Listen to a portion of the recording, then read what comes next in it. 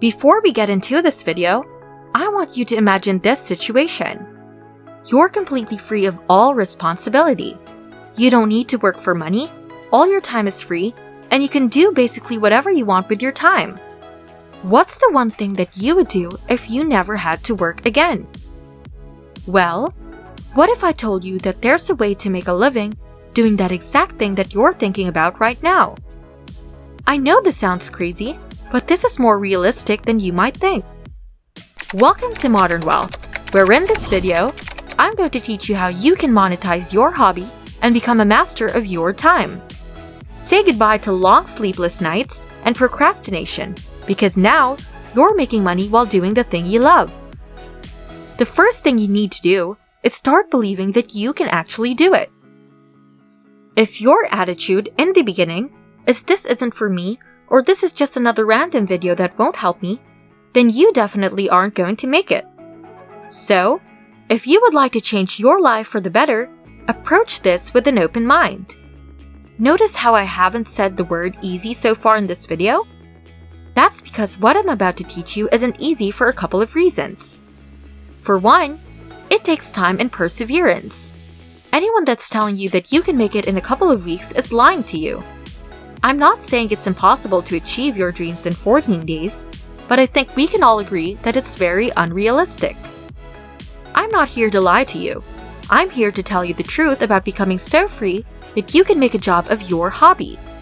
Realistically, like most good things, it takes time. So I would say that most of the strategies in this video should take you to success in 6 to 12 months. However, aside from just time, it also takes perseverance. I know how hard it is to keep going even when everything seems to be going against you. But what you need to understand to stay motivated is that success is exponential. This means that it doesn't grow linearly, but faster and faster with time. In other words, in the beginning, it's gonna suck a lot, but then you'll grow very, very quickly. Another great way to think is to imagine a maze. Imagine that you're lost and you're trying to get out of it. Every time you turn a corner, there's another wall and another wall and another wall. Then, just when you're about to give up, you turn just one more corner, and that's when you find the exit. The second thing that you should know is that it takes brains to pull this off. I don't mean that you have to be exceptionally smart or anything like that. It just means that you have to use common sense when approaching any of these strategies. The thing is that, even if it is formulated as anything, always expect the unexpected. Now, barriers may come along the way, so the next few steps that I'll describe to you shouldn't always be taken literally and for every situation. You need to adapt them to your situation and make the best out of it. Don't reduce yourself to copy-pasting what I'm about to tell you. Always try to use your brain to come up with solutions if there are unexpected issues that there will most likely be. Before we move on to how you can use different strategies to monetize your hobbies, make sure to like the video and subscribe. That really helps me and lets me know that you're enjoying watching these videos as much as I enjoy making them. Now, it's time to start talking about a variety of strategies that you can use to monetize your hobby. First off, different hobbies require different strategies. For example, the same strategy cannot be applied both to swimming and to writing. You have to pick the one that best fits your favorite pastime. It seems very common, yet it's very effective. It's for all those folks whose hobbies are something that can also become a useful service to the marketplace. Those hobbies can also use the other strategies in this video, but this one is one of the most profitable ones. You have multiple options, especially online, such as being a freelancer. A freelancer is basically an independent worker as a freelancer. You're going to find clients by yourself, sell your services, and get paid depending on the skill or the hobby that you want to offer to the marketplace. You could probably also do it completely online. This would give you a lot of freedom, especially when it comes to location, since you wouldn't be confined to one place. You'd be able to travel the world working from your laptop. I mean, if this doesn't sound amazing, then I don't know what is. You can use anything from freelancing websites like Upwork and Fiverr to email outreach or LinkedIn. If, on the other hand, the service cannot be offered remotely, I suggest you find a way to still work remotely. It's totally worth it, but if you really can't, you can still be a freelancer and make a ton of money. Examples of hobbies that you can offer remotely are writing, video editing, video pre-production, design, logo, 3D sculpting, coding, game development, animation, and a lot more. To get started, first open an account on a freelancing website. I suggest Upwork since it's great for long-term relationships with clients. Professional networking websites like Fiverr might even become great with time, but they have more spammy freelancers and fewer professionals overall. Once you have your account, you should start working on your profile. This is how your clients will see you. So it's important that you create the best profile you can. A good profile picture is also a major plus. You don't have to force yourself to be extremely professional. Since the type of work has changed, the type of employers and relationships have shifted hugely as well. You can be casual and even wear a hoodie in your profile picture, especially if you offer creative services. People don't really care about you wearing a suit. I highly advise against it if you feel like you can't give at least 80% of your time. But if you're willing to do so, I highly suggest that you create your own website. You can do it for free with tools like Google Sites, Squarespace, and Wix. You could probably also buy a domain for a ridiculously low price. Having a domain is important because it adds professionalism to your website. For example, which one of the following video editors would you choose? This or this? Your website is like a mini landing page whenever you send business proposals on the freelancing platform. You're going to tell people to visit your website and link it to proposals twice. At least proposals need to be highly personalized, so don't even think about copy-pasting them. It doesn't work that way. However, once you screen the different clients or job offers, writing a proposal will eventually become second nature. You should write every single proposal, which will probably take you about 20 to 25 minutes to write a highly detailed one.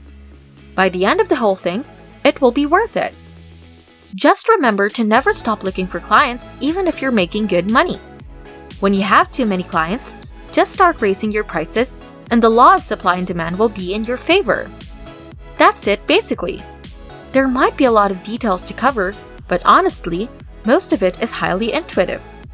Just try to be persistent and keep sending proposals and keep bettering your content, and trust me, you'll make more money than most people in a matter of months. Before we move on to the second half of this video and list, I'd love to hear your thoughts so far. Did you agree with some of these mini tips? Or perhaps there's something that we missed that you know about? Let me know in the comments down below. Now the third thing you can do is to become a content creator for a variety of hobbies. Some of these hobbies include mountain biking, running, gym, and more. For those who've been smacked with the reality of these not being able to be offered as a service, living vicariously through other people might be the best bet for pursuing the activities they like. You should start developing basic content creation skills. You can start by watching a bunch of tutorials on YouTube, and you'll pretty much learn most of them. It's 2022, so you don't necessarily need a new camera to make videos. You can begin with your phone, and I know what you're thinking about. This guy wants me to start a YouTube channel. But that's not really the case at all. You can use any platform, even LinkedIn, as long as you're contextual. That means creating content that makes sense with the platform that you're using. Right now, the best platforms to do this on are TikTok and LinkedIn. TikTok is the best way to find followers that you can, then take to your Instagram or YouTube. If you want, YouTube is actually better than you think. You could, for example, use TikTok to find people and then use YouTube for monetized content. You get the point, creating content is actually very fun, so I suggest you try it. You don't have to limit yourself to videos, although they do work like magic. If you prefer writing, you could become a blogger and write about your hobby. You could also document your journey, which could also potentially make you more relatable to people. Lastly, you could become a consultant. If your hobby is something more professional, which is the case for some, you could become a consultant. For example, if your hobby is creating freelance profiles on Upwork, you could become an Upwork consultant and help people find clients.